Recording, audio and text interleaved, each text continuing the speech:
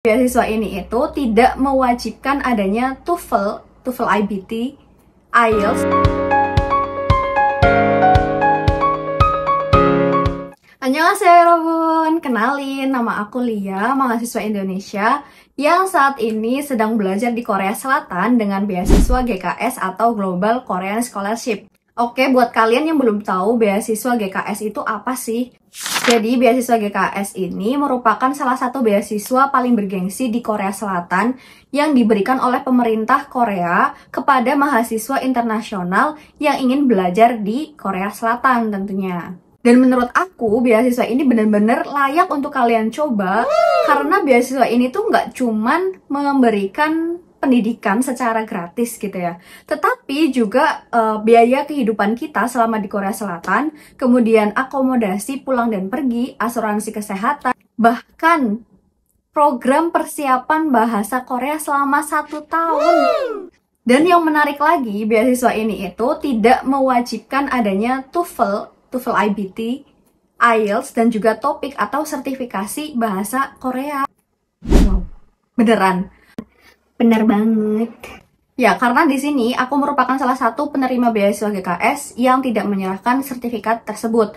Dan kemampuan bahasa Inggris dan juga Korea aku bener-bener pas-pasan. Tapi alhamdulillahnya aku bisa keterima di beasiswa ini. Gimana caranya? Kalian kepo kan? Oke, tonton terus ya. Tapi guys, aku bikin video ini bukan berarti membuat kalian menyerah begitu aja ya, kayak wah, ada tuh orang yang lulus gitu kan tanpa sertifikasi bahasa Inggris ataupun Korea gitu kan. Ya udahlah, aku nyerah aja gitu.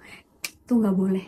Kenapa? Karena peminat GKS itu semakin kesini semakin banyak dan kualifikasi mereka juga tentunya mungkin ya jauh lebih bagus dari kalian. Jadi, kalian harus tetap bersaing, berusaha sebaik mungkin, baik menyertakan sertifikasi kemampuan bahasa Inggris maupun Korea, atau dan sertifikasi pengalaman kalian gitu ya.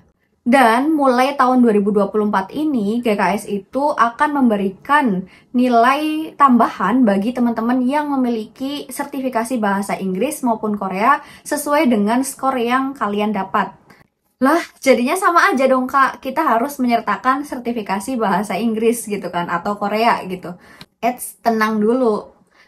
Kan siapa tahu nih, ada juga dari kalian yang udah berusaha buat ikut tes kemampuan bahasa Inggris gitu kan, TOEFL IBT ataupun IELTS dan sebagainya, tapi kalian skornya masih di bawah standar gitu kan.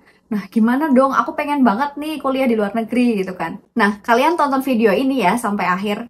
Karena di video ini aku bakal ceritain gimana sih caranya aku bisa diterima di beasiswa GKS ini secara fully funded ya dari pemerintah Korea Selatan, meskipun kemampuan bahasa Inggris aku pas-pasan, bahkan kemampuan bahasa Korea aku juga pas-pasan banget. Oke, yang pertama, kemampuan bahasa. Nah, jadi pada dasarnya beasiswa GKS ini tidak mewajibkan ya, seperti yang saya bilang tadi, tidak mewajibkan adanya sertifikasi bahasa Inggris ataupun Korea. Tidak wajib ya. Tapi ada kasus di mana persyaratan ini menjadi wajib atau bahkan jadi sunnah. Wow, kayak hukum apa aja sih? Ya, intinya ada kasus di mana persyaratan ini jadi wajib. Nah, seperti apa kasusnya? Sertifikat ini bakal jadi wajib kalau misalkan departemen yang kalian daftar itu mewajibkannya atau mempersyaratkan adanya sertifikasi kemampuan bahasa Inggris. Biasanya berupa TOEFL IBT ataupun IELTS gitu kan dengan skor sekian. Itu berbeda-beda tergantung dari departemen yang kalian daftar. Loh, Kak, kok ujung-ujungnya ke kampus sih? Iya, jadi karena di beasiswa ini kita akan diseleksi oleh pemberi beasiswa yaitu NIIED atau pemerintah Korea, dan juga kita akan diseleksi juga oleh pihak kampus kita dari departemen. Jadi mau nggak mau kita harus mematuhi segala persyaratan yang diberikan oleh pihak kampus atau pihak departemen yang mau kalian daftar gitu ya. Nah, biasanya departemen ini tuh merupakan departemen yang ketika belajar, bahasa pengantarnya itu merupakan bahasa Inggris, full Inggris maupun bilingual, Korean dan English track gitu. Jadi teman-teman biasanya diwajibkan untuk submit kemampuan bahasa Inggris gitu, wajib. Nah, kalau bahasa Koreanya gimana Kak? Wajib juga apa enggak? Nah, ini jelas ya, semua departemen di kampus-kampus Korea itu mewajibkan adanya sertifikat topik atau kemampuan bahasa Korea, minimal biasanya 3 atau sampai 4 ya. Nah, kebetulan di kampus aku itu 3. Nah, terus gimana dong kalau kita nggak punya? Nah, untungnya beasiswa GKS ini memberikan kesempatan kepada kita belajar bahasa Korea selama 1 tahun secara gratis juga, karena ini merupakan program dari beasiswa tersebut. Jadi nggak perlu khawatir. Nah, selanjutnya adalah sunnah. Jadi kalau kalian menyerahkan sertifikat bahasa Inggris ataupun Korea, itu jauh lebih bagus. Tapi kalau misalkan kalian tidak menyerahkannya, itu ya nggak apa-apa gitu kan. Loh, gimana caranya? Nah, karena kita belajarnya di Korea, jadi masih banyak departemen ataupun jurusan yang bahasa pengantarnya itu full Korean. Nah, untuk departemen ini tidak mewajibkan adanya sertifikat bahasa Inggris ya, TOEFL maupun IELTS gitu. Wah.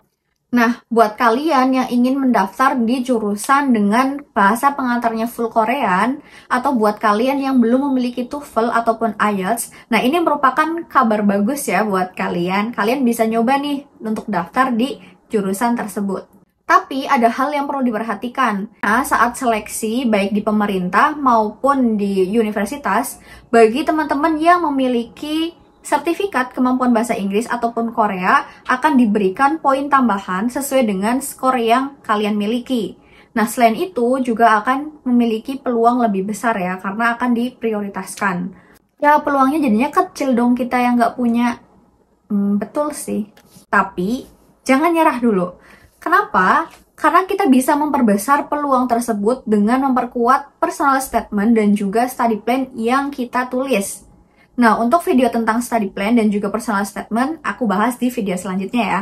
Tapi guys, menurut aku ya, kemampuan bahasa Inggris ataupun Korea ataupun bahasa lainnya lah ya, itu bukan hanya sebagai alat untuk masuk kuliah ataupun supaya diterima di beasiswa saja gitu.